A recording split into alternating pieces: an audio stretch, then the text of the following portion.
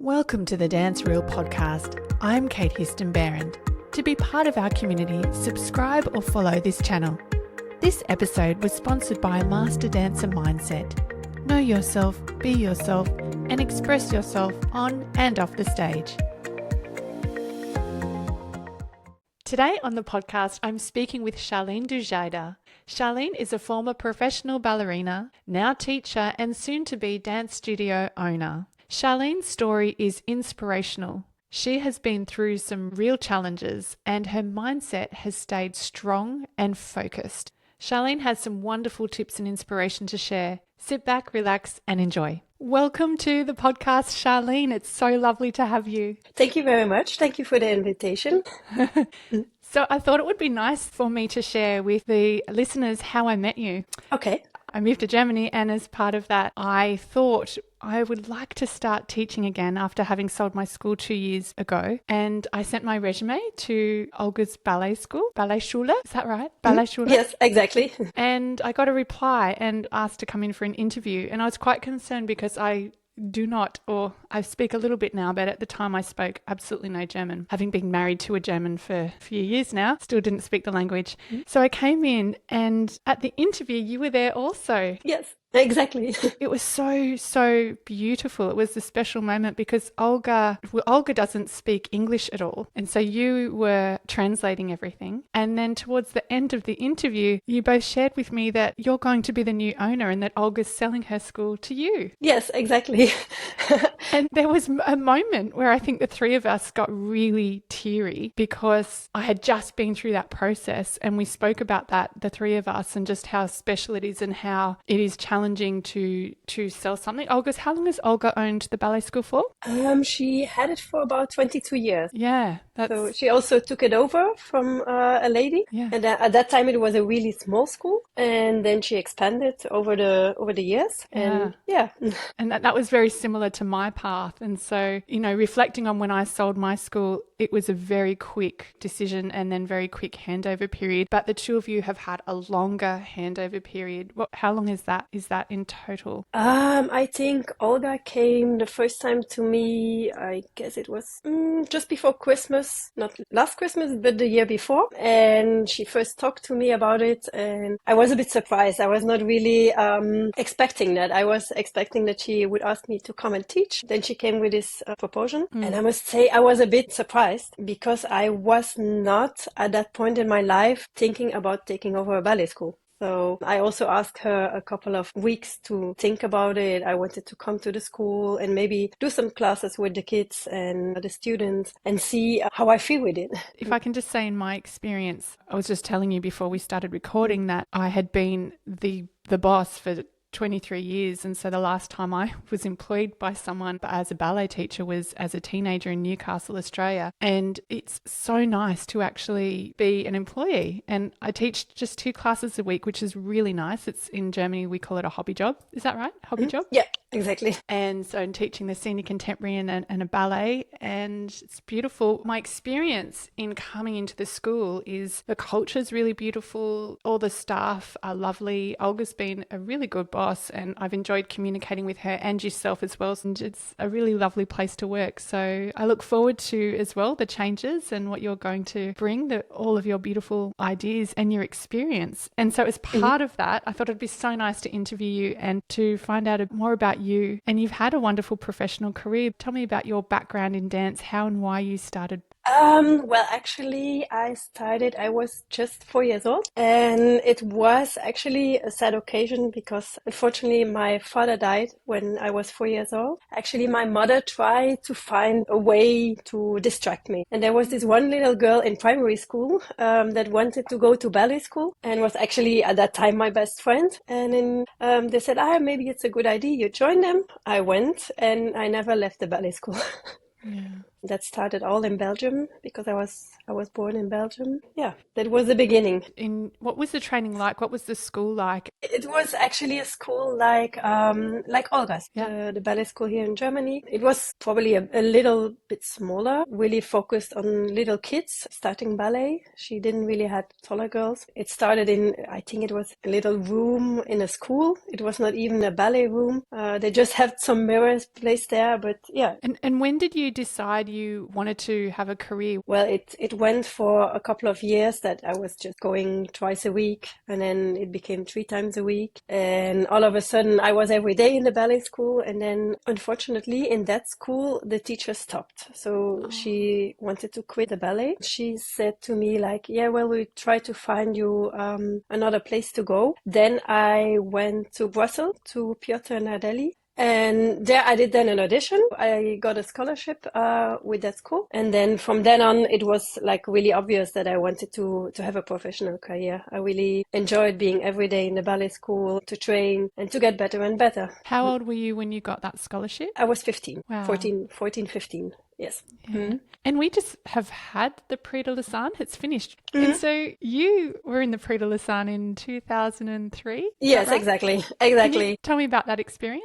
It was amazing. When I hear the name, I still have to smile because it was very special atmosphere. Also, the whole development from the Prix de Lausanne was different to this time. We went there and we had, I think, for 2-3 day classes with all the students that came or that were selected. And we had contemporary classes, we had ballet classes, and then, of course, you had the finals and the semifinals. And when you were not able to go to the semifinals or the finals, you were still able to stay in the competition. So you still had classes, you still had all the workshops that you could do, and it was amazing. Also to see all these beautiful dancers. I got so much more experience just from seeing other people doing these amazing things. It was like the whole week being in a dream. And how did you manage competition and mindset? What was that like? I must say, in the moment in a competition, I was very nervous, but the love for dance really took it over. So I was very nervous the moment I was in the wings, just before going in, but the moment I step on stage, I actually forget this.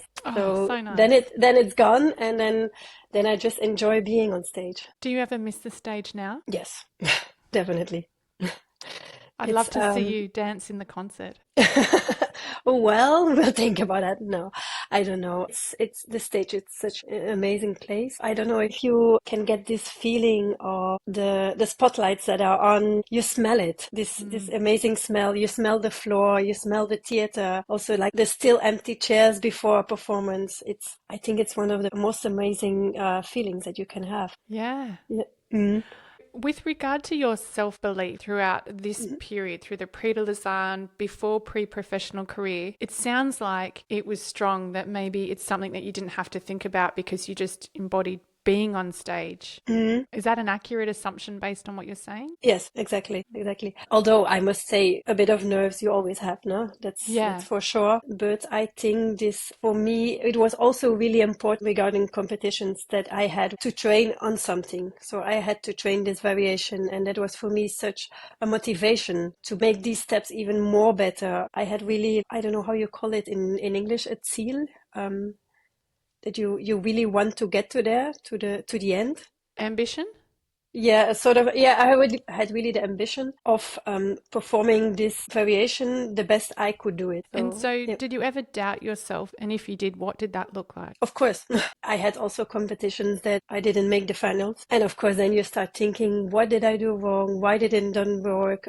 Why could I not pursue the jury that I was good, or that I could really have better marks, do better on stage? Of course. So how would you then recover from that? What's the emotional process like? I think the first 2-3 days after a disappointment like that, I was like, what do I do? Why am I doing this? And then I went back to the studio, and then the next competition or the next performance was waiting, and then you start all over again. And then it was even for me a bigger motivation. And this time I will prove them that I can do this. So you use that to propel you forward. Yeah, great. Yeah. Beautiful. And so tell me about how you got into your first ballet company and what ballet company that was. Yeah, so my first ballet company was in Dortmund in das Stadttheater. It was actually, I think, my third or fourth audition, I got an apprenticeship contract with them. It was amazing. It was a big theater. We did the big classics, Swan Lake, Manon, Nutcracker. So I learned a lot in this period of time. And what were the first moments like in the company? Actually, I felt really little because you come from school and you think you have a certain level, a certain standard. You are in a prestigious ballet school. So you think you are already good at this stage somehow. And then you come in this company and you're the little one again in the company and you have all these impressive dancers that have been there for a couple of years or like for 10 years, even more. And they did these amazing things and you come in there with no experience at all. For me, the first months, it was really tough. Yeah, okay. Because you have to set back a bit, no? You really have to learn. But on the other hand, I really thought like, wow, this is the most beautiful experience I can have. I'm training with all these amazing dancers. I can be on this big stage doing this big classical ballet, what I always was dreaming of as a kid. And then it's a dream that comes true, no? So how long did it take you to settle in, just to feel a part of the company? I think so about half a year, more or less, yes. Yes, because I must say they were really also the older dancers. They took care of all the apprentices. They really took them to them like, maybe you can do it like this and it will work better. And we had a lot of also the ballet master was really looking onto us and really trying to give us the best tips and ways of how to perform, how to do the steps like the director wanted it, because all of a sudden you come out of the school, but in a company they expect sometimes doing steps in a different way. Yeah. Also like the choreography is different and they don't want I say the arabesque with the square lines. They want it like fluent and it has to be different. And I must say that was a really big help from those elderly dancers. That sounds like a positive company culture. It was, yeah, it was. We also had of course the gossip and fighting from who is going to have the lead role, who is going to have these roles. How do you protect yourself from if it feels like it's getting too negative? Just by doing my own thing, my own spot at the bar, my own spot in the ballet room. I try to lock out everything else. I just try to refocus on what I was doing and what I was wanting to show on stage. I concentrated on that and I tried to ignore everything else, what was going on in the ballet studio or on stage. So what was the biggest challenge of your ballet career? I think the biggest challenge was actually to rejoin the stage after my accident. Tell us about your accident. In 2013, I unfortunately fell off my horse and I got a liver rupture. It was actually quite life-threatening. I got several operations and surgery and it was a tough time. I think I spent about 3 months in hospital and 2 months of that were on intensive care. Wow. And already the first day after the accident, all the doctors told me there is no way you're gonna be dancing again, not with this injury. And I was just thinking of one thing. I was like, I'm gonna prove you wrong. I want to be on stage again. Was healing a bit of mind over matter as well for you, do you think? Of course. I noticed till that point, I was also getting frustrated from really little stupid things that actually doesn't matter. And I felt myself in this really rushed life between theater and home and the normal daily life, I would say. After this accident, I just thought, why do I stress about so much unimportant things? It's not worth it. And this process in the hospital really gave me a clear mind that also you have to enjoy every single second of your life. You have to. Wow. There is no other way. Because it can really change from one second to another one. I remember the day of the accident, in the morning I was still training for the performances.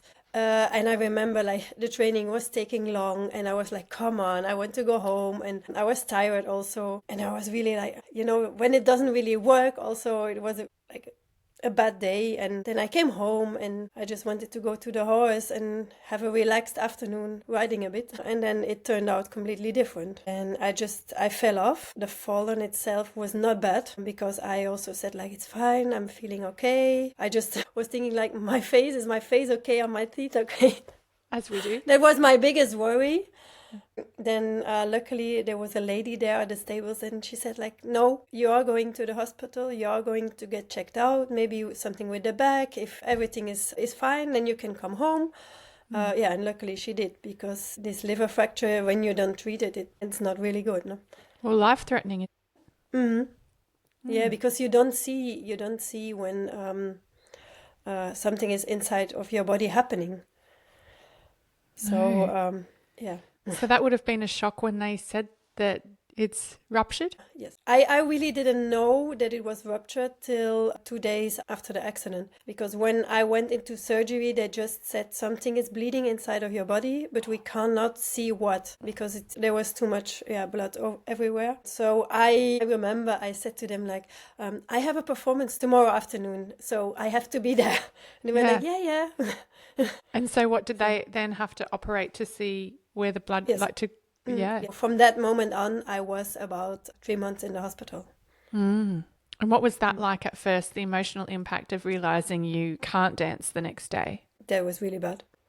Also, the next coming weeks, I was in a bed and not be able to sit straight up anymore, because I was not allowed. I could not sit up straight up. I could not stand up because I had a really big cut in the stomach. There was no way, and I was really frustrated, because like 1 to 3 hours before, I was dancing, I was jumping, I was turning, I was doing what I want, what the love of my life was, and all of a sudden I was in this bed and not be able to move anything anymore. You were also performing a lead role? Yes, I was, at that moment I was dancing Swanilda in Coppelia, and luckily for that season we just finished all the performances, but I knew we were going to retake the performance or the production the next season. So that would be, I think it was in September then, the accident was in February, and in September the performances of Coppelia started again. Wow. And I must say that I guess that was also my biggest motivation to get back to stage, because I could not imagine anyone else dancing finally my leading role. What was rehabilitation like? Well, in hospital, I was 3 months. Wow. Yes, and there for me the biggest challenge was actually to stand up straight and walk like a normal person, not even anything more than that, and that took a very long time. It was really difficult to stand up like we were used to, like to present yourself. I couldn't. My body was screaming not to do it. It didn't want to do it. And when I took this step and this worked, then it was a lot more easier. Then I came home, and from that day on I went like first a couple of days a week in some rehabilitation. I had exercises to do, exercises that were for me before really easy, and now they were really hard. And then I started, when that worked well, I started slowly again in the ballet studio with just some exercises at the bar, some pliés, but lifting the leg at 45 degrees, not more. Did that hurt? Would you yes. get? Oh wow. Yes, it hurt. It was, I think also all of my colleagues never thought I would be able to move again. And then I remember, I think it was around August, that also some colleagues were scared to touch me. Yeah, okay, yeah. Because they were scared to touch like all the part from where the stomach is, to do the lifts, to do some pas de deux work. Yeah, because they said like, we don't want to be responsible when something happens. Yeah. Although I was confident that it was fine. We all had the medicals checked up. It was okay. But I think for them it was also like a barrier that I have to cross again. Yeah, that would have been scary for everyone. But you were fine with it? You were like, yep, let's do this. Lift me. Yeah. Yeah. I can imagine you being like, yep, because you're very clear in your mind. It's wonderful. Yeah. So, but yeah, it was... So September came and then you were Swanhilda again? Yes, I was. Wow. Yes. I must say I had a couple of tears before, because I had to learn my body everything again. It had to learn to turn again. It had to learn to have the balance again. Somehow you know it's in there, but you have to find a way also to get it out. Yeah. Wow. And I had unfortunately also like a partner change in Coppelia at that moment. So I had another prince. Yeah. And that also, I think it made it a bit more difficult, but in the other way, it helped me. Because that in itself takes time to establish that working together and that connection in pas de deux work. Yeah. Yeah. Wow. How did it help you? You said in a way it helped you. Because for him it was also a new challenge. So he also had the struggle of keeping me on my leg, and you have to feel each other on stage. You have to dance together, you have to perform the same steps, but also in the same atmosphere. And I think it's also a process that you have to get to know each other and to have the feeling. And with part of that tuning into the other person, which isn't necessarily always rational, it's quite an intuitive part that takes over in part of their work, would you say? Yeah, I think we had somehow a match. It worked well out. Yes, it was Yeah. okay. It was good. Yeah, good. So it suited. After I did 2 performances with that new prince, and then the other one came back also after an injury. Yeah. So that was also good, but it worked well out. Yes. Oh, good. Wow. And so how long were you with Dortmund for? With Dortmund, I was only 1 year, Yeah. and then we have to think from 2000 to 2000. Because you're so old now. Well, 2007 till 2018, Yeah. I was with the Landestheater Detmold. Yay, Detmold. So yeah, there I also danced Coppelia. Yeah, wow. Yeah. Mhm. Yeah. And so so you had your injury when you were with Detmold. Yes, exactly. Oh, wow. Yeah. And so what was that like, dancing with Detmold, the Landestheater? Did I say that correctly? Yeah, Landestheater Detmold. Exactly. Landestheater Detmold. Yes, exactly. It was actually a really nice experience. It was in the beginning, I had to rethink a bit because the company is quite small. At that time, they had 8 fixed dancers, so that are always there. Yeah. And then they hired guest dancers for bigger productions. I was lucky enough to get a full-time contract there. And it was a bit challenging in the beginning because we were also dancing the big productions like Don Quixote, Swan Lake, Coppelia, Romeo and Juliet, but we had not the capacity of a theater like Dortmund. Yeah. So nevertheless, I think our director always managed to rechange the performance that it fits for 20 dancers or 15 dancers. And I think this little company was for me very good because I got the chance to dance nice roles or leading roles. Yeah. And I'm not sure if I would be able to dance these roles if you go to the big names like Stuttgart, Munich. Yeah. Wow. I would have loved to have seen you dance. Thank you. And so how did your career into dance finish? Was that from you deciding? Yes, I also wanted to stop dancing or to retire from stage the moment I wanted to do it. After the accident, I think it would have been a really big problem for me to have to stop then because it was not my decision. And I was happy at that moment with what I did so far. Of course, you have dreams, but I also had my body telling me, okay, it's fine. You pushed a lot of boundaries and you feel it in your body when it says like, okay, it's more or less the time before an injury comes. Yeah. How old were you? I was 32. And I also had a really big desire of becoming a mom. So that was for me, it was actually at that time the best decision. It was also good because at that stage, the Landestheater in Detmold, they got a really big organization. They got a new intendant, they got a new ballet director. I just retired in the good moment. Yeah, great. Okay. Wonderful. And so you have children Yes, after exactly. that. And so you then transitioned into becoming a school teacher. Yeah, I never thought I would do, but I had my first child then. And as we all know, dancing and giving dance classes and having both little kids, it's really challenging.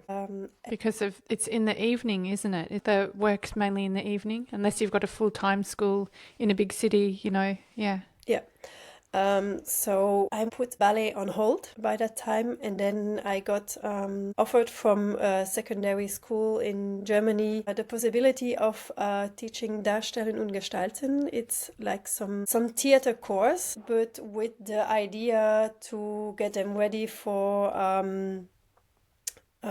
daily life, like also to give presentation, how to stand, how to communicate, how to know how I come over to other people. And at that time, it was for me a good alternative, because I was doing a bit what had to do with the stage, like a bit of performing, a bit of in a completely different way, of course. And they offered me at that moment also the possibility to enter the school teacher job. So I did some studies again to get those degrees, and I was fine with it.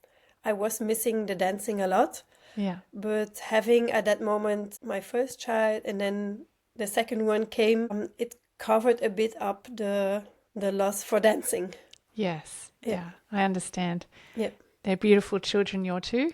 Thank you. And so you've been teaching for Olga for how long? Well, about a good year. Yeah. Yes. And you came on board with that knowing that you will be the new owner after a year. Yes, Yeah. exactly. I was giving some ballet classes in the sport clubs, the local sport clubs. And then it was actually my little daughter who wanted to dance also. And I noticed that mama is teaching is not the best option. It's hard, isn't it? It is really hard. Yeah. So I tried to find a school that had a nice standard here in the environment. And then I came to Olga's school, and then, from one thing, we Great. rolled into the other thing. Yeah. That's amazing, isn't it? It is amazing. The path life leads you on. With all your years of experience now as a professional ballerina and now as a teacher, what would you pass on to future dancers that would like a career? What sort of words of wisdom do you have for them? You have to do what you want to do and focus on yourself. We have so much social media, which shows us the most perfect dancers, the most perfect technique, and don't let yourself getting down from these pictures sometimes. Sometimes it's an inspiration, but sometimes I also notice good girls in ballet classes that say, we are not good enough because we don't turn like that girl on YouTube or that girl on TikTok or Instagram is turning, or that we don't have the legs, the feet like they have. And I think at my time, we didn't had this massive influence from outside. So we had to do, and what we did in class was the real work. And I think the girls or the boys, also the young dancers, have to refocus on themselves and not on what is happening outside. Of course, you need to know who is your opponent, how you call it. Yeah, like competitor. Genau, yeah, exactly. But we all know social media is also, a part of it is fake. It would be really nice to see the process but with Instagram, we just see the end result of someone. You don't see the years and years of training that goes into that. And what do you think some of the biggest misconceptions students might have about becoming a professional ballerina? So some fantasies that maybe even you had when you were training that against the reality. Not having the perfect body for the beginning. Yes, I was always told in the beginning, you could lose some weight, and it's not how you call it. You don't have the most amazing feet, or you have nice feet, but it's not enough, and it has nothing to do with that. It has to do with what you have and how you use it. Of course, we have some standards with some companies, some schools. If you don't fit in physically, you're not going to get in. But that doesn't mean that you're not a good dancer. It means that you are a different dancer, and you have to find the company, the school that works for you. Yes. I'm not going to deny it. You need some physical aspect or the to physical be fit. points. Yeah, you need it. You do. It's like that. Yeah, exactly. Yeah. You're an athlete, so you need the basics. But I think we have to start to think out of the box, that it's these long, very skinny ballerinas with the arches, the high legs, the most amazing turns, that these are the ones that are going to make it. Yeah. It has nothing to do with that. It's completely different. It has to do with what you want. Yeah. So, Charlene, I'd love to know what your approach is to teaching and what your vision for your new school is. Well, the school has already a really nice standard, and my goal is definitely to keep this standard and put the standard a bit higher. But nevertheless, the girls have to come and enjoy. So they have to come to the ballet school, and I would like to transmit them the love for dance. How can I move? How can I dance? How can I have the feeling from the heart getting out and showing to the audience? What do I feel? Why do I dance? Because there is a reason why you come there. I think there are not a lot of girls, well, with the more professional or the more taller girls that come to a school just because mama or the papa wants it. They are coming because they want to have a message or tell a message. And I think expanding this message is very important to show other people why you love dancing, but with a certain level, that's for sure. It's the challenge, isn't it? Maintaining the standard, keeping that standard up, and then also pushing the artistry and the authenticity of the dancer to come up and out. And exactly. Yeah, it's that fine balance. Yes, exactly. So we will have to find a way, that's for sure. But I think the love of dance we can never forget. The technique is one thing, and we need technique. If not, it doesn't work. Yeah. But I think the most important thing is what is happening in your heart. Yeah. That is what is getting the technique out. And I came in and watched you teach a class, and you're such a beautiful teacher, so professional and very warm. You create that warmth in the atmosphere and that real love of the students. And I just had this big smile on my face watching you teach, and it was really, really lovely. So I wish you every success in your transition with the beautiful school. And do you have a name? Because I'm assuming it's not going to be called Olga's Ballet School. No, Ballet Schule anymore. I will take my surname, so it will be Charline Dujardin. Oh, beautiful. Lovely. Thank you. Well, congratulations. And I know we're all excited for you, and also honouring the beautiful Olga and all the years of work she has put into the community here in Detmold with the wonderful standard she's created as well. So that's great. Yes, I'm also really excited. It's going to be a big challenge, but nevertheless, I'm really looking forward to it. Also to work with the other people, other teachers, and let's do it. Yay! Well, thank you so much for taking time to come and speak on the podcast today, and I really appreciate it, and I really appreciate the words of wisdom you have to share to many people listening. So thank you so much. Thank you. It was a pleasure.